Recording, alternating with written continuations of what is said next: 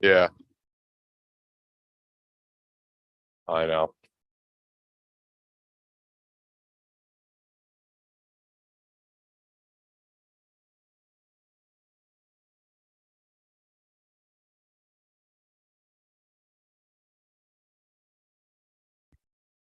Council, really quickly, we're gonna pivot to Captain Bidwell first, and then CDAC, forgive me, we're gonna pivot to Captain Bidwell first really quick. Thank you. We're good. All right, we're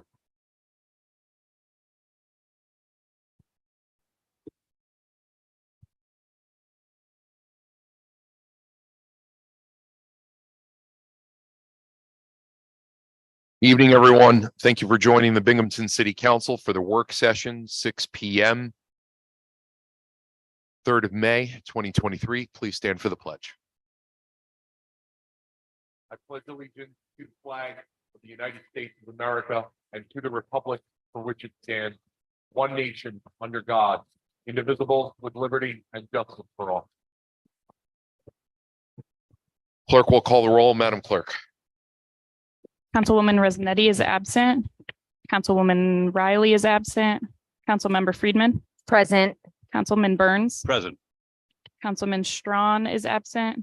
Councilman Scanlon Present. and President Scringy. Present. That's 4 here, 3 absent. Riley, Rosnetti, Riley, and Strawn. Thank you, Madam Clerk.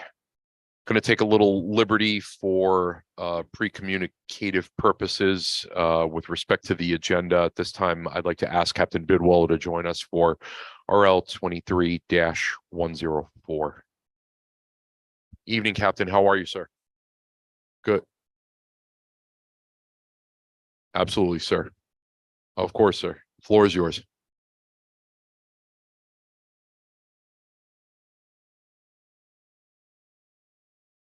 There it is. There it is. Perfect. Thank you, Captain. Appreciate it. I'm here for 23-104, which is a congressional grant for the police department for their $864,078. Thank you, Captain. Colleagues, any discussion? Councilwoman Friedman. Thank you, President Scringy. Hi, Captain Bidwell. How How are you? Good. Good. Okay, so I have a few questions for you. Sorry, I feel like this is a little quiet here. So just to make sure I'm understanding this correctly, this legislation is asking us to accept a grant that has not necessarily been awarded yet. Am I correct in that understanding of this? So this grant's a little trickier than other grants. So the congressional grant, I wrote it 2 years ago. And when I wrote the grant, it was for the opportunity to receive the funds. We just got notification. So then we had to rewrite it again, saying that, yes, we did want the funds. We were awarded it. We just haven't received it yet. Okay, so it's not pending. I thought I read here that it's pending approval from the House and the Senate. Approval was granted. We just Okay, haven't received the check yet. I see. Okay. That was a little confusing. Okay, thank you for explaining that. Yeah. So my other question is, so on pages 4 and 5 of this packet here, there's a couple of mentions of evidence-based strategies to address crime. I was wondering if you could talk a little bit more about those, Yeah. please. So some of the evidence-based strategies are going to be hotspot policing, CPTED, which is probably our biggest one, which is crime prevention through environmental design, saturation patrols, foot patrols, bike patrols.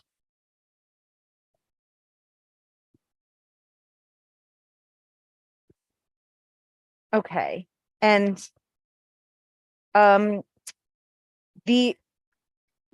all of that sounds good to me. The thing that I'm going to be honest made me a little bit nervous is there were several surveillance tactics that were listed here: city-owned plate readers, city-owned poll cameras.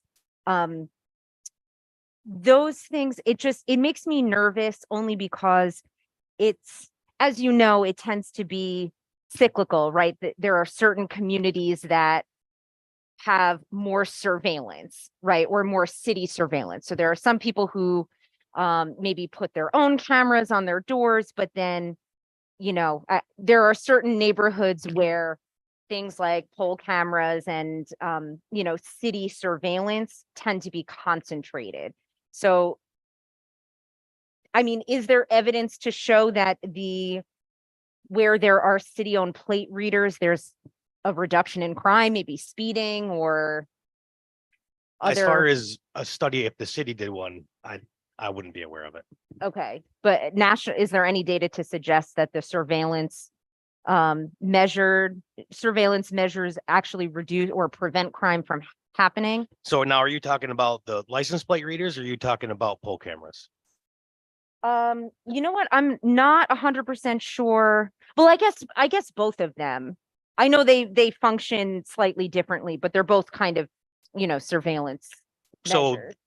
the license plate reader is not surveillance, it's an investigative tool. So if we Okay. had a crime that occurred, then we would go to the LPRs to look for, if there was a vehicle with a license plate, we would look to see if that vehicle was in fact in that area. And the Okay. same thing with poll cameras, as investigatory goes, if we had a crime, we would then go to the poll cameras that were in the area of the crime. Okay, so those are both retroactive measures. A crime has been committed and then Correct. the The footage will the be back, checked. the back end, the investigation. Okay. I'm a fan of crime prevention through environmental design. This is something that I've mentioned before because that Yep. strikes me as preventative measure rather than, reactionary. And it's So- community based, so it gets us speaking with the neighborhood and people in the community. So it's definitely one of my favorite. Right. So speaking of community based, so another thing that's listed here is evidence-based community policing models. Can you talk a little bit more about what that means, please? So when we talk about evidence-based policing, they are referring to the hotspot saturation patrols, the SEPTED, bike patrols, foot patrols. So those, I can tell you how we're looking to implement bike patrols and foot patrols are going to be. So we are breaking the city down into certain districts. So for lack of a better term, say, I think how many city council, 7 districts. So I want to say there's probably, so we could break it down numerically so we can assign officers on bikes or on foot patrols so we can see where they are. We're just breaking it down into neighborhood sections. So then we can say, okay, Dave Bidwell and Matt Lewis walked this area on this day, so we can keep track of where we've sent people and where we want to send people. Okay, thank you. You're very welcome. Thank you, Councilwoman. Any other discussion? Seeing none, Captain, thank you very much. You're very welcome. Thank you, guys. Thank you, sir. This time I'd like to ask Steve Carson and President of the CDAC, Marianne Callahan, to join us for a discussion concerning CDAC budget recommendations. This is agendaed for a 10-minute discussion.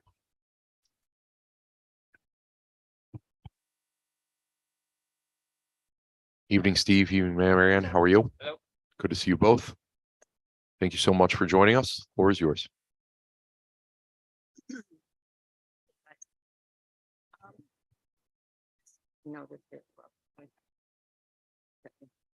I made a few notes because I want to make sure that we've talked about, I tell you guys everything that our guys wanted us to tell you. First, I'd like to mention that the block grant is a very important integral part of our city budget, and the CDAC takes its responsibilities very seriously. We spend a lot of time looking at the budget, talking to people from all parts of the city regarding that budget. And I'd like to also thank Steve, because without Steve, we would be totally lost. It's such a complicated process. And he is very, very careful to stay within the boundaries of what the federal guidelines are. But without his insights and his help, we would be totally lost. So I want to say something nice about Steve Carson. for what it's worth.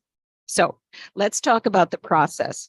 For most of the grant, if you look at it, it's a very complicated thing.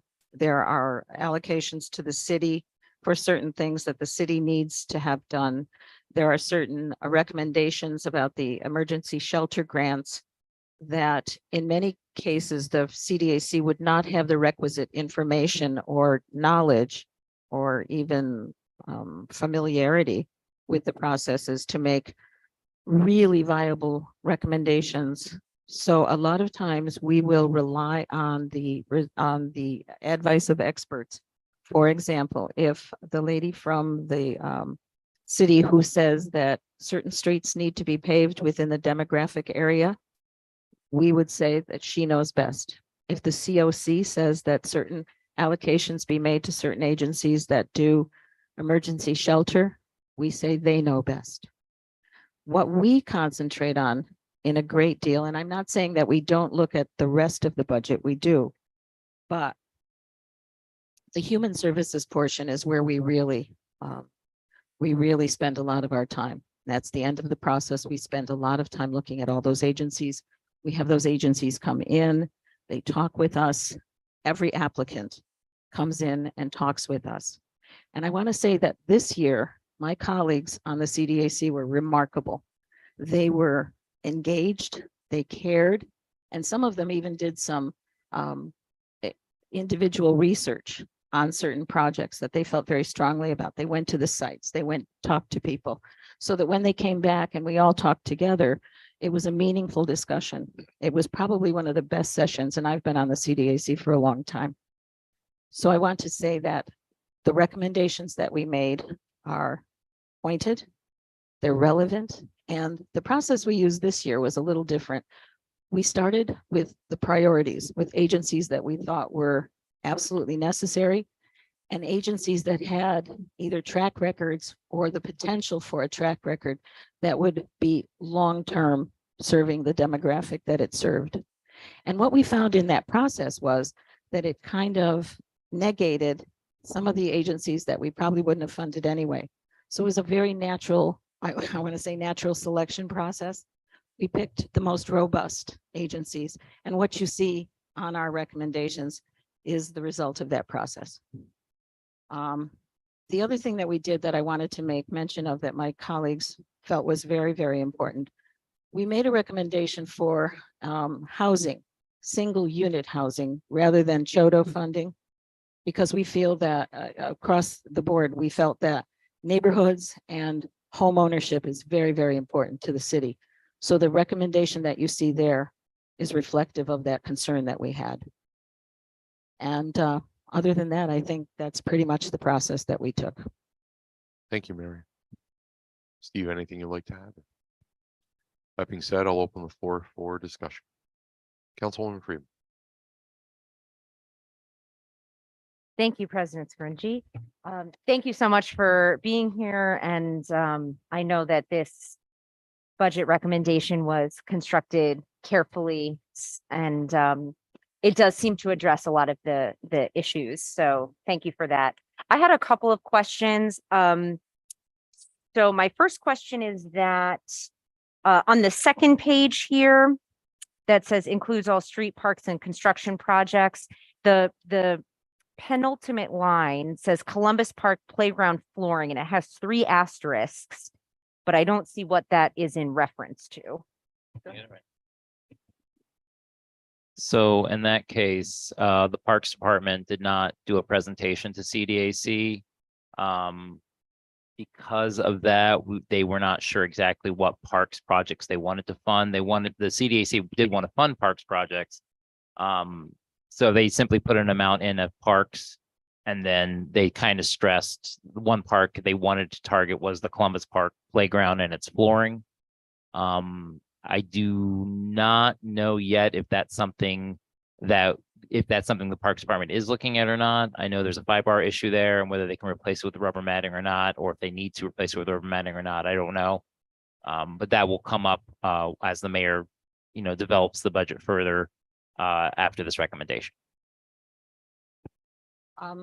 The Columbus Park recommendation came from, again, one of one of my colleagues who felt very strongly, she's from that area. And she recommended that as a site that she saw, which was the cool thing about CDAC this year. People looked at their neighborhoods, they looked at the city and they said, we think this needs to doing this. And that's where the Columbus Park specific recommendation came from. Okay, so to make sure I'm understanding correctly, the parks line underneath that is the total amount that was given to the parks, and then the line above it, Columbus Park, that is in limbo at the moment, but that might ultimately come from the parks line. The hope from my colleague was that the Columbus Park issue would be included in that larger number because we did not have anybody to actually bounce this off. She had made that recommendation and we felt very strongly that it should be mentioned because of the extreme circumstances there. So that's what that is. Okay, thank you for that. Now I also have a couple of questions on the last page. The Catholic Charities line, the program says TTLP. What does that stand for? It's the Teen Transitional Living Program. Yeah, you go. Yeah, we have a thing about initials at the CDAC. We're going to do a dictionary someday. You said teen, like teenager? Teenage Transitional Living Program. They actually take teens and they work with them for quite a while and they teach them the skills that they need to go out and be independent on their own. It's a long running project and it's had quite a few successes. Okay, great. And my last question is that, so the last columns notes just base salary. So are all of these amounts specifically going to funding one position? The salary positions can be multiple salaries, but in their applications, they applied for salaries, program supplies, administrative expenses, things like rent, utilities. The COC made the initial recommendation, I believe CDAC picked on it as well, that the main focus should be on making sure they have people there doing these projects, performing the work that is necessary. And that's why it says just base salary. The calculation came out that everybody's essentially getting the same percentage of the salaries they asked for. It's kind of how it all comes out at the end. Other than Finn is being awarded an amount that's based off the remainder because what the program Finn's doing has no cap to it. There's no restriction. The other programs have restrictions. So this amount could be partially salary, partially rent, utilities, No, just base salary. just base salary. Okay, At the end of the day, the goal here is to see if it can be pushed through to the end that the ESG funds are only going to be covering the salaries. I see. So the other things that you mentioned, the rent, utilities. Would not be covered. Would not be covered. No. Would that be covered from a different pot of funding? No, not from the city, Okay. the city of Binghamton. Gotcha. Okay, those are all my questions. Thank you. Thank you, Councilwoman. Any other discussion? Councilman Burns. Thank you, Mr. President. I'm wondering about the, I love the fact that we're taking care of the boys club, the Boys and Girls Club. When I was a kid, I at least lived basically at the boys club a lot. But what is the after hours team thing? The after hours team program is a program that runs, it's not every night, but I believe it's Friday and Saturday nights, possibly Thursday nights too. Fridays and Saturdays. They're basically the way the Boys and Girls Club looks at it is they get these kids into the club, they provide transportation costs, they give them food, they have them engage in constructive activities. So the whole goal is to have, young kids, teenagers, doing something good on a Friday and Saturday night. Had I had this program as a teenager, I would probably be better off. But yeah, it's keeping kids and putting them in a situation where they're being supervised, but they're doing, non-destructive activities, so to speak. And one of the unique things about this program is they actually make sure the kids get home. They take care of the transportation for the kids to get home again. So they're not let out at 10 or 11 o'clock to wander around because they're in my neighborhood. You know, they're on the corner of Clinton and McGatt Street now, Mhm. where old Phillies used to be. Yeah. And it's sure. really a good program. They have made a huge, we see it with the kids in the first ward, we see the difference. We That's see great. what's happening. Great. Thank you. Thank you, Councilman. Councilman Burns actually stole my first question, so I appreciate that. My second question was, could you touch on Marianne and or Steve really quick, with regard to the proposed funding for Valley Street Park? Steve would know more. So every year we do approach the mayor's office early and say, you know, are there programs that you're absolutely going to want funded? And we did that. And that was a project that the mayor is looking to funding. I don't have any more details other than it's at Valley Street, which is an Yeah. eligible park, and it's a ball field renovation. Awesome. Excellent. Thank you both. Appreciate that. Any other discussion? Seeing none. Marianne, Steve, thank you very much. Appreciate you both. This time, I'd like to ask the superintendent of DPW, Dan Merkel, to join us, please. And this is for RL 23-105. Evening, Dan. How are you? Good to see you. Floor is yours, sir.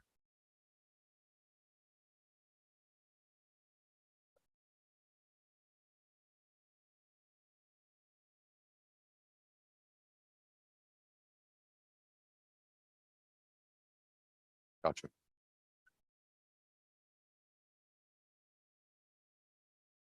Yeah.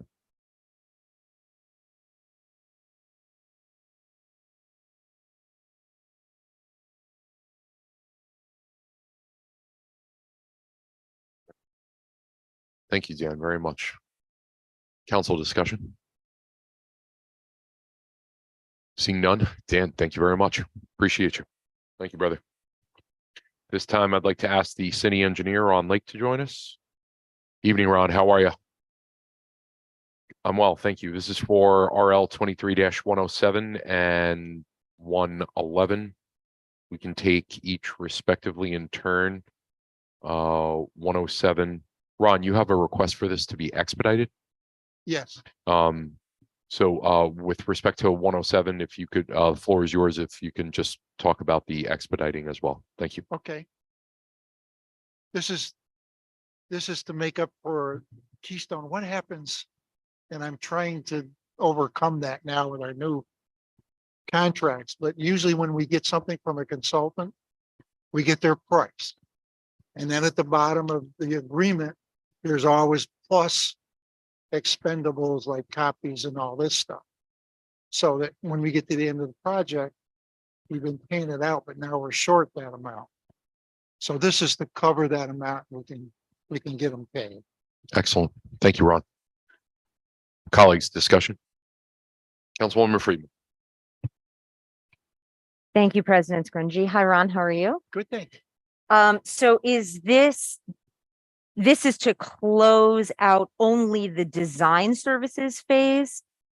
Yeah, this is for design services. This is for Keystone, for all the expendables that they did throughout the year-long project. Okay, so are there other buckets of money? I guess that's maybe not the best way to explain it, but are there still open? Like, There- for example, The general contractor is still open. okay, so there could be a chance that we'll be receiving more legislation similar to this for other aspects of the project. Is that correct? There could be a bit, but at this point, I'm not sure that any of them will be over. Okay. They might still be within what we had as Oh, over meaning over budget. yes, Oh, they okay. might still be on the budget. Okay. All right. Great. Thank you. Okay. Thank you, Councilwoman. Any other discussion? Seeing none, Ron, 111, please. 111, this is something that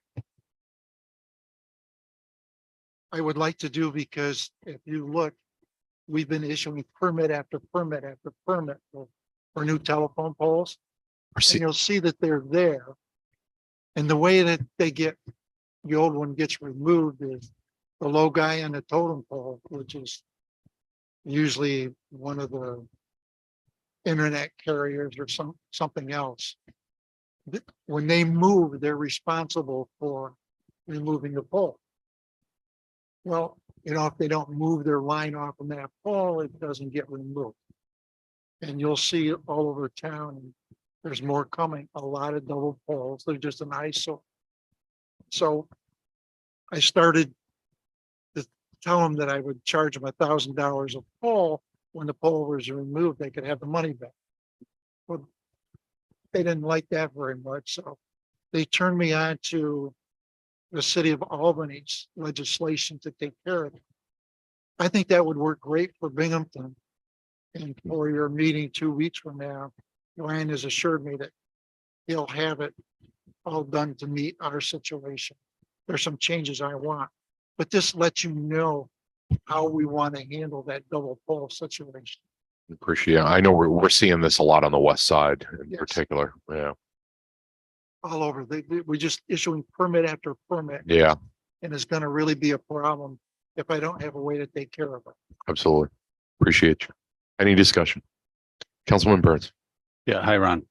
So it seems to me that there's more activity with these poles on the south side now than there on Vestal Avenue and all that. Is there something going on that, They're trying to That's different? replace most of those old poles. yeah, So we're issuing, I don't know, maybe almost like $70,000 worth of permits since last fall.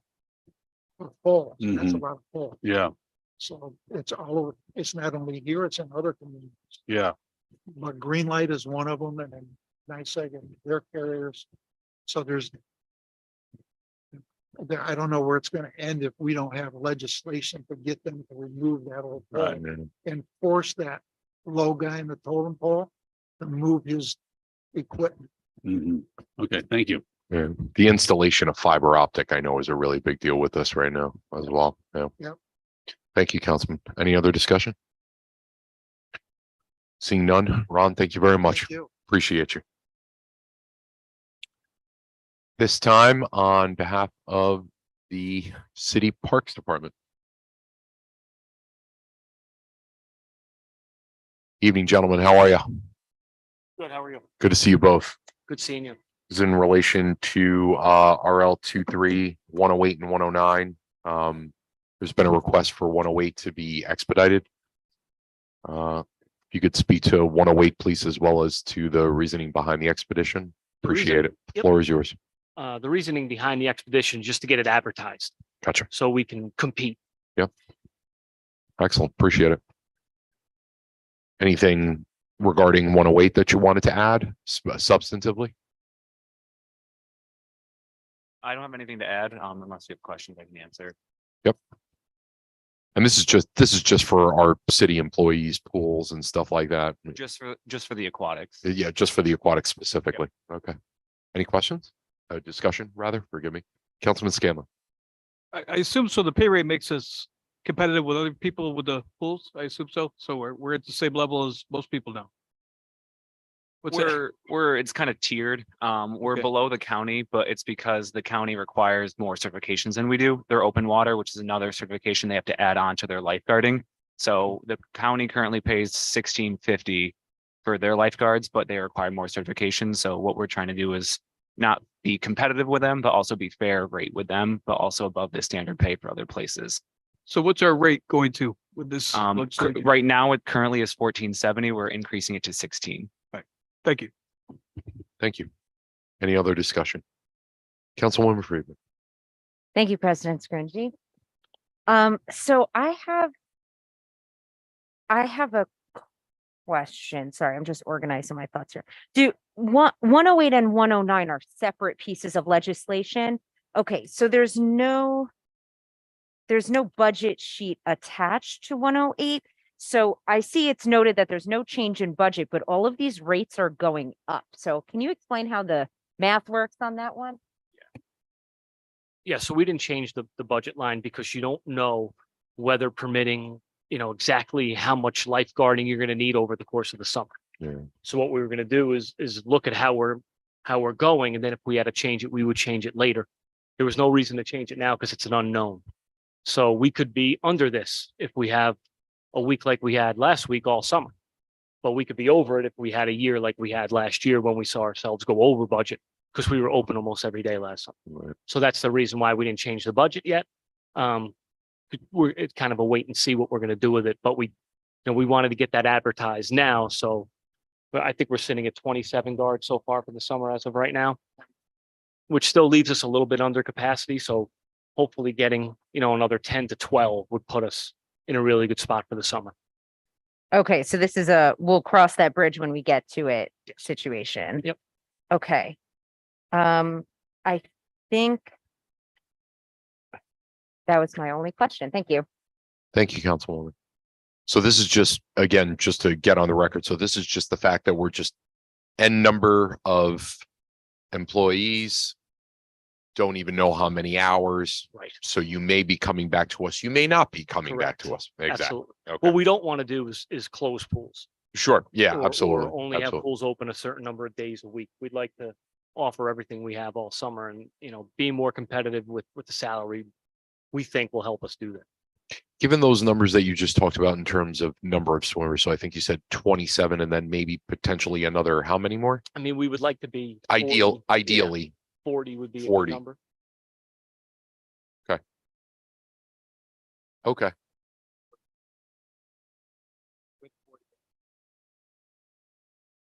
Sure, of course. Thank you. Any other discussion? Seeing none, 109, 109 is just a continuation of our, basically retitling our parks department, as far as our labor is concerned. This is the last two. We've had a couple, I think, this would be the third round, I think. right? So it's just basically, hey, getting promotions for some of those guys at the bottom, move them up, and then, being able to group people differently so they're better trained at what they're doing every day. Excellent, thank you. Council, any discussion? Seeing none, gentlemen, thank you very, Councilman Burns, please. I have a question, but not about that. Yeah. I'm just wondering, at Rec Park, are they putting in pickleball lines on any of the courts? Yes. On all of them or just a couple of them or how's that gonna I think we're going to do all. be? Okay, I Thank think we're you. going to do all. Yeah, we're talking with the striping people, and hopefully we'll be able to, now that we don't have the tournament, it's something that we can do. right. We've also talked about painting some pickleball lines on the ice rink, Oh, just to have something there. oh. interesting. And Valley Street, reworking those courts, because we have very few, pickle only courts in the city. Yeah, So we're trying to figure out some creative ways. The hard thing is you can play pickleball on a tennis court, but you can't Yeah. play tennis on a pickleball court. So right. trying to figure out where we can, squeeze Yeah, some more yeah. pickle courts is something we're looking at. Sure. All right, great. Thank you. And Valley Street Park is included in that as well? Because I know a couple years ago, there was something that was being discussed. Well, they have pickle, Yeah, just right, yeah, Pat and I met with someone who gave us a quote to work that up. So we're Great. just trying to see that compared to some other things, basketball courts and nice, whatnot, how we can stretch it out and get the most excellent. done. Any other discussion? Seeing none, thank you, gentlemen. Have a good night. Appreciate you. This time I will ask our Deputy Mayor, Megan Hyman, to join us, please. She's going to speak on behalf of Sarah Close. So this is for the remainder of the RLs, 106, 110, 112, and 113. Evening, Megan, how are you? Hi, President Scringy. I'm well. How are you? Good to see you. You too. Floor is yours, ma'am. Okay. I think first up we have RL 23-106. This is to enter into an agreement with Chow for use of the CVY 45 block grant funds, $75,000. And this funding is to expand the cold storage capacity at local food pantries and community meal sites. So essentially it's includes the purchase of freezers and refrigerators for these sites and pantries. Excellent, thank you. Council, any discussion? Councilwoman Freed. Thank you, President Scringy. Hi, Megan. How are you? Hi, Councilmember. I'm well. How are you? Good. CVY is COVID year 46 funding. Yes. Is that correct? Correct. Okay.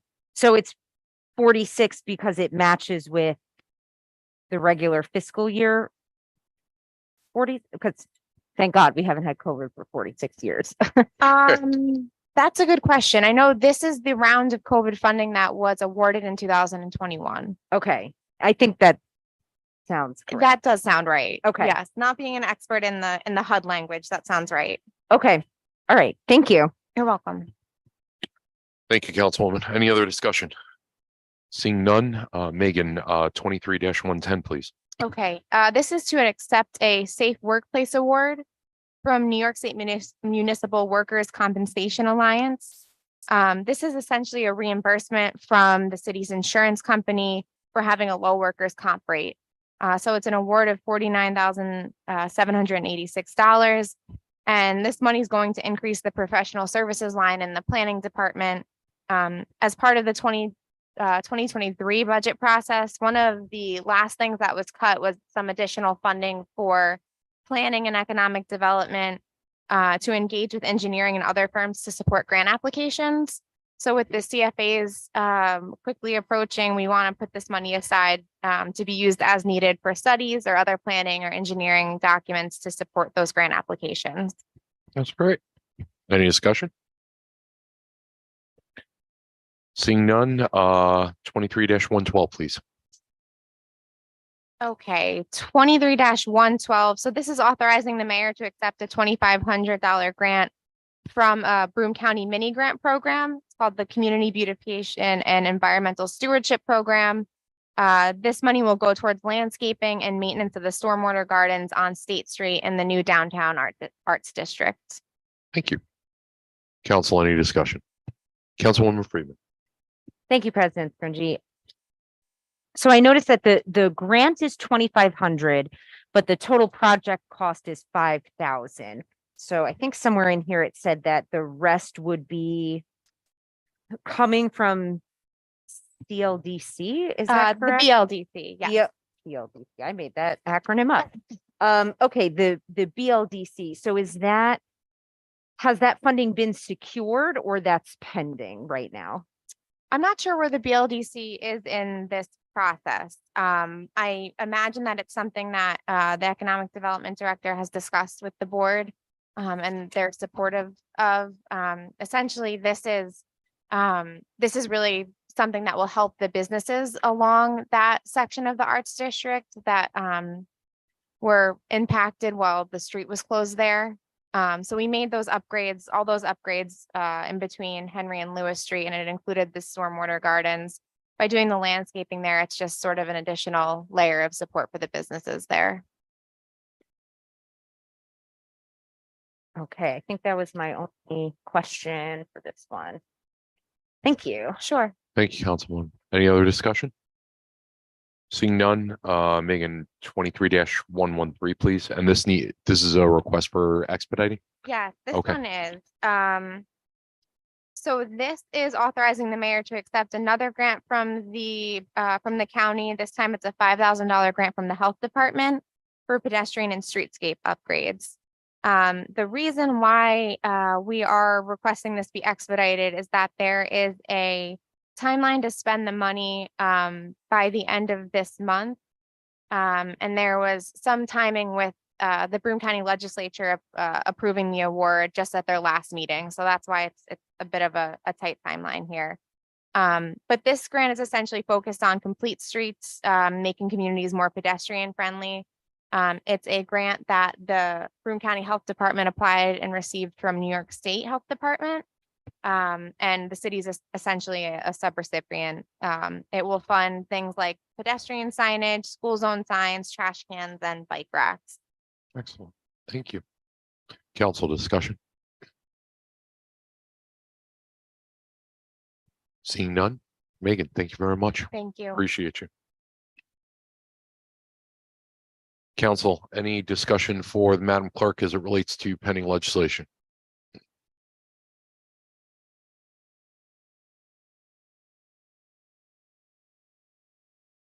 Anything from Corp Council? Councilwoman Freeman. I have a question for Corporation Counsel. I don't know if you would know the answer to this question. I had sent an email that has not yet been responded to, so I figured I might as well ask now. So the legislation regarding the seeker type 1 determination for Binghamton Plaza. So this is a spicy piece of legislation. I've heard there are a lot of my constituents that have strong feelings about it, one way or the other. So my question was, do you know if the seeker determination goes hand in hand with the plans to demolish the plaza? Or no, I'm sorry, I'm asking the wrong question. I apologize.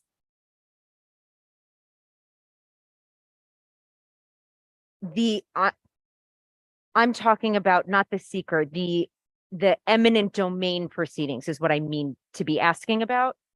Does that go hand in hand with the plans to demolish the plaza, or conceivably could there be an eminent domain proceeding without, could that be separated from the demolition plans? Generally, yes, I do not know about for this specific instance, but if you want, I can ask Brian because he's more involved with that project than we are. Is that what you'd like me to do? That would be great. And no shade to Brian. I know he's super busy. I'm not the best at answering my emails like right away. So no shade. I just was curious about that. Yeah, that would be great because I'll follow up with him tomorrow. okay, perfect. Thank you so You're much. welcome. Thank you. Thanks, Board Pound. Seeing no other discussion, entertain a motion to adjourn. Motioned by Councilman Scanlon, seconded by Councilman Burns. We are adjourned. Thank you, everyone.